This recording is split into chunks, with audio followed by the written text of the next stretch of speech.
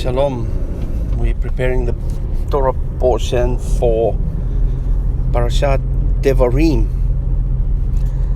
or Deuteronomy. It's a repeating of the Torah. The scene is when they were on the other side of the Jordan. That means that they haven't crossed the Jordan yet. And this is the time that Moses is repeating the words that is important for that new generation to hear. Now, when you read the first 3 chapters of Deuteronomy, that's basically the parasha, you can see the main themes of the recapping of the 40 years. If you ask yourself a question, if you have to sum up the last 40 years, which you experienced wandering through the wilderness, starting from Egypt right up to this point in time at the bank of the Jordan, what will be the things that you share with the new generation if you are one of the original people who left Egypt? Remember, the majority, and I think all of them basically, except for Caleb and Joshua, all of them died in the wilderness, or probably the majority of them died in the wilderness. So there's not a lot of first-hand knowledge available, and this is what Moses is now sharing, is first-hand information to this generation. Yes, of course, they heard the stories of, what happened in Egypt and all of those things, and as they crossed the Jordan, and the 10 commandments and the 10 words and all of that. They haven't experienced that. This is a new generation. They were born in the wilderness within the 38 years of wandering through the wilderness. And what Moses is sharing to them, now, first of all, what I would have thought, which will make great topics for this new generation, is to give them a quick highlight on Egypt, what happened, a bit of Joseph, throw that in, and then the plagues, 10 plagues, that was spectacular. The Passover, yes, you need to bring that in, because that's the main thing about the Moedim that is starting, which is very, very important. And then I will take them through the Red Sea experience, how Pharaoh was destroyed and his men, then the mountain experience, the 10 words and the golden calf, as well as the 10 tablets and the broken tablets and the renewed tablets and all of that. And then through the wilderness, I'll probably touch on the rock, where the water came out, all the highlights, all the miracles, all the great things that happened. And then up to this point, all of this happened, now we can enter.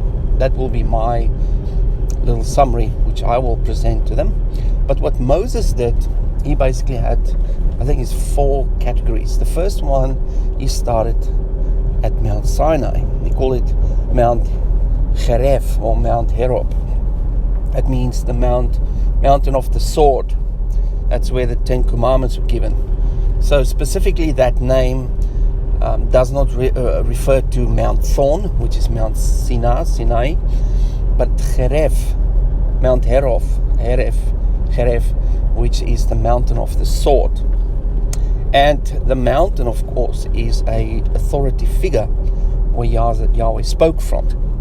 And he spoke from the medium or the context of the sword.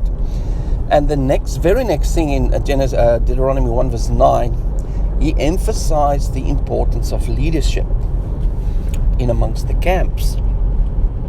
Then the next topic, he spoke about how they failed to enter the land the first time because the people were afraid of the Nephilim and the giants.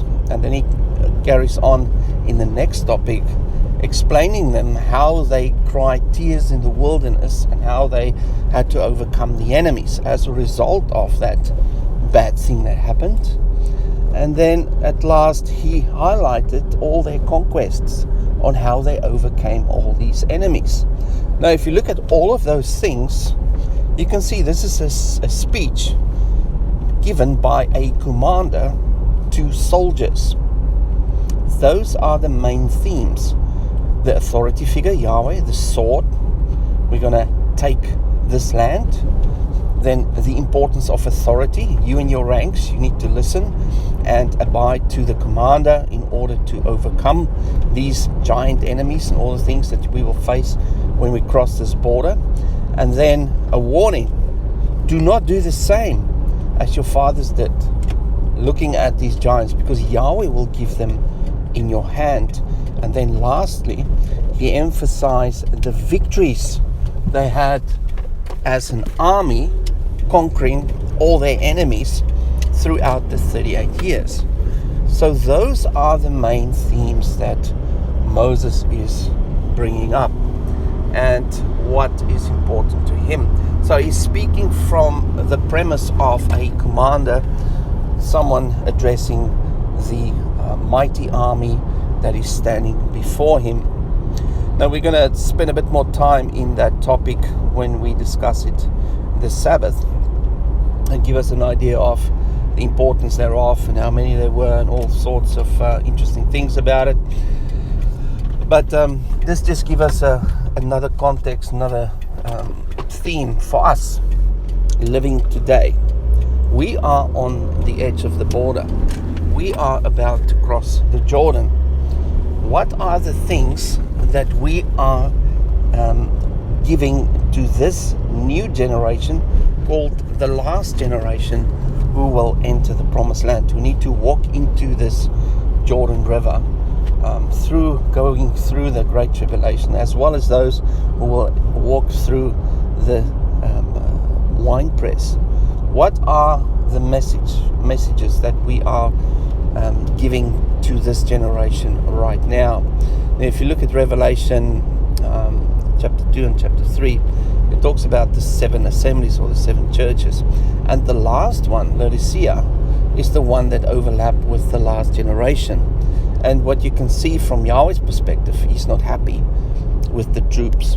They are comfortable, they think they're fat, they're rich, but they're actually naked and poor and mal-fed.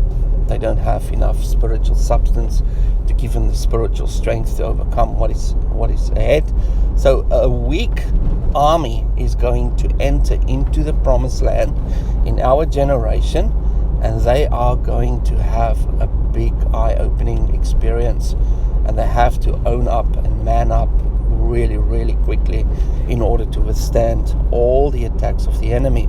So we that are more into the focusing on preparation, we are the leaders that Moses is referring to, that need to get this army back into shape very quickly. So we need to be equipped ourselves in order to address these troops, in order to overcome the enemy. So that's what I got for you today. I hope you have a lovely day, and I will speak to you soon. Shalom.